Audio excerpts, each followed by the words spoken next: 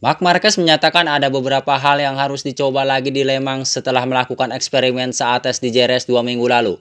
Meskipun tampil impresif di tes pasca GP Spanyol, Marquez mengakui adanya kesalahan yang harus diperbaiki. Pembalap Ducati ini berharap bisa mempertahankan kecepatan tanpa kesalahan saat balapan di sirkuit favoritnya.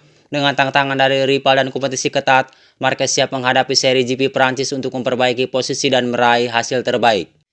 Jika kalian suka dengan video ini, jangan lupa like and subscribe.